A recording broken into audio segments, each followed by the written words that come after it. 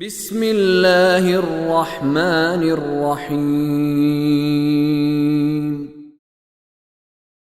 إن الذين كفروا وظلموا لم يكن الله ليغفر لهم ولا ليهديهم طريقا إلا طريق جهنم خالدين فيها أبدا وكان ذلك على الله يسيرا يا أيها الناس قد جاءكم الرسول بالحق من ربكم فآمنوا خيرا لكم وإن تكفروا فإن لله ما في السماوات والأرض وكان الله عليما حكيما۔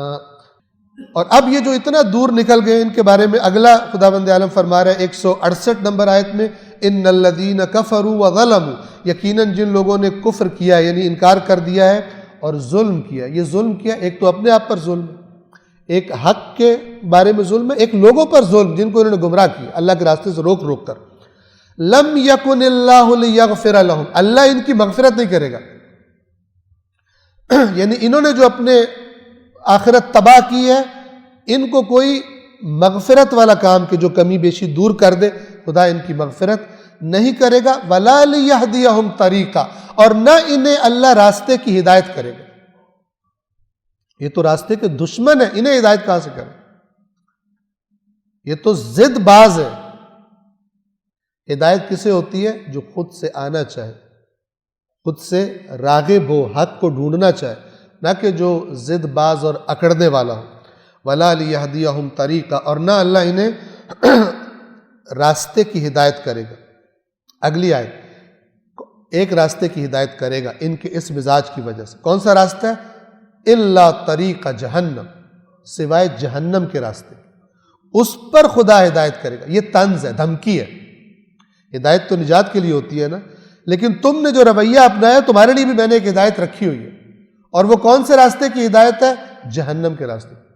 اس کو تمہیں دکھاؤں گا، یہ جو حرکتیں کر رہے ہو تمہیں اس راستے پر لے جائیں گی، اور جب اس میں جاؤ گے خالدین فیہا ابدا۔ یہ خالد کا مطلب بھی، جس کی جمع خالدین ہے، خالد کا مطلب بھی ہمیشہ رہنا ہے، ابداً تاکید ہے اس کی، کہ ذہن سے یہ نکال دو کہ تم نکلو گے یہاں سے، تم نے حق کی مخالفت کی، تم نے انبیاء کے پیغام کی مخالفت کی، اب تمہیں اس طرح ڈالوں گا کہ واپس نہیں نکلو گے تم۔ خالدین فیہا ابداً، اس میں رہیں گے ہمیشہ ہمیشہ۔ وَكَانَ ذَلِكَ عَلَى اللَّهِ يَسِيرًا، اور یہ اللہ کے لیے آسان ہے۔ یہ نہ سمجھنا کہ تمہیں جہنم میں ڈال کے جب تمہاری چیخیں نکلیں گی تو تمہیں اللہ کو پریشانی ہوگی، ٹینشن ہوگی، اللہ تعالیٰ تمہیں واپس نکالے۔ خدا کے لیے آسان ہے۔ جس طرح تم نے ہٹ درمی دکھائی اللہ کے نبیوں کے پیغام کے مقابلے میں، اور لوگوں کو بھی روکا، لوگوں کو بھی صحیح دین کی طرف جانے سے روکا، اب خداوند عالم کے لیے بھی بڑا آسان ہے، اسے کوئی پریشانی نہیں ہوگی۔ جیسے سورہ شمس کی آخری آیت میں فرمایا کہ جب خدا نے قوم سمود کو تہس نہس کر دیا، زمین کے ساتھ ان کی بستی برابر کر دی، وَلَا يَخَافُ عُقْبَاهَا، اللہ اس انجام سے ڈرتا نہیں ہے، کسی کا خوف نہیں ہے کہ کوئی اللہ سے آگے بدلہ لے گا کہ یا اللہ آپ نے یہ کیا کر دیا، اب جرمانہ ہے آپ کو، یا کوئی اللہ کے سامنے لشکر لے کے آ جائے۔ وَلَا يَخَافُ عُقْبَاهَا، خدا اس کے عقبہ یعنی انجام سے نہیں ڈرتا۔ یہاں پہ فرمایا وَكَانَ ذَلِكَ عَلَى اللَّهِ يَسِيرًا، اس لیے کہ عام طور پر یہ جو مخالفین ہوتے ہیں یہ بڑے بااثر لوگ ہوتے ہیں، بعض اوقات مالدار لوگ ہوتے ہیں، جو دنیا میں جن کا بڑا ٹیکہ ہوتا ہے۔ اللہ کہہ رہے تم سمجھتے ہو کہ یہاں پہ دنیا میں تمہیں کوئی انگلی لگاتا ہوا تمہارے سے بات کرتا ہوا ڈرتا ہے، اللہ بھی ڈرے گا۔